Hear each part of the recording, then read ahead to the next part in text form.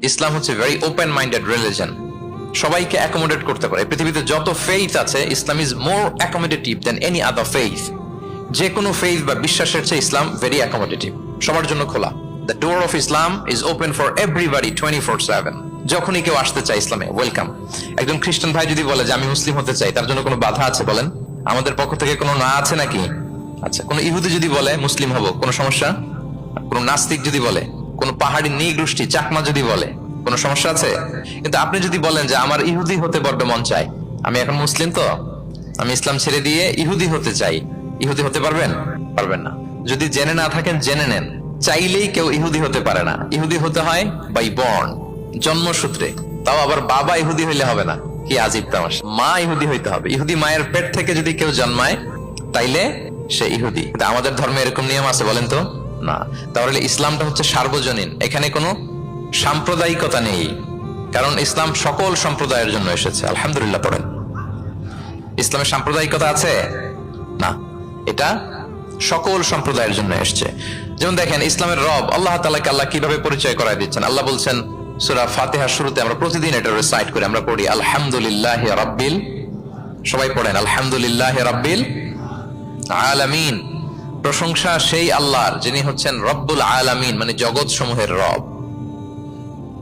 তিনি সবার রব। কার রব? সবার রব।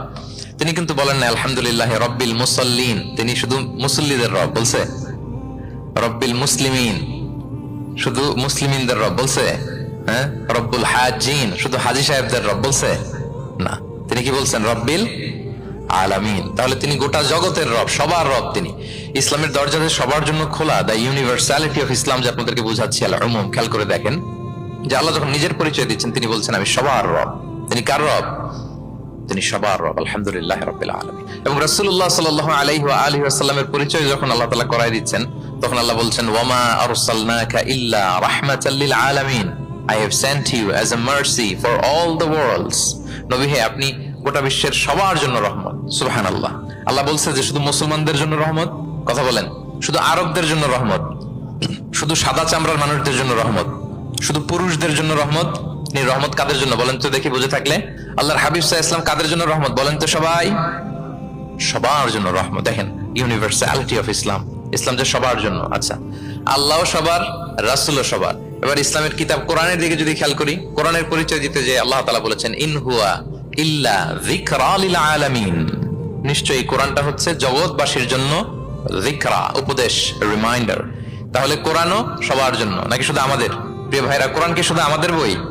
না, এটা হিন্দু ভাইদেরও বই, এটা নাস্তিকদেরও বই, এটা বুদ্ধিস্টদেরও বই, তাদের হেদায়েতের কথাও এখানে আছে। এটা সবার বই, এটার ওনারশিপ সবার, এটা আমাদের সবার। তাহলে দেখেন, আমাদের রব সবার, আমাদের রাসূল সবার, আমাদের কিতাব সবার। তাহলে ইসলামে কোনো সংকীর্ণতা নেই, ইসলামে কোনো সাম্প্রদায়িকতা নেই, কোনো সম্প্রদায়ের জন্য ইসলাম আসেনি। ইসলাম এসেছে সবার জন্য। আলহামদুলিল্লাহ পড়েন। তাহলে দ্য ইউনিভার্সালিটি অফ ইসলাম, এটা ক্লিয়ার না সবার কাছে? বুঝতে পেরেছেন? তাহলে কেন ইসলাম দ্য ফাস্টেস্ট গ্রোয়িং রিলিজিয়ন? গোটা বিশ্বে সবচাইতে বেশি গ্রো হচ্ছে ইসলামের। দুইটা কারণ বলে ফেলেছি। এক নম্বর কি ছিল বলেন তো? মনে আছে কিনা কারো দেখি? Very natural religion. কে বলছে ন্যাচারাল? দেখি। এই মাশাআল্লাহ, কি উনি শুধু বুঝলো নাকি? আর বাকিরা বললেন না যে? এক নম্বর কি ছিল?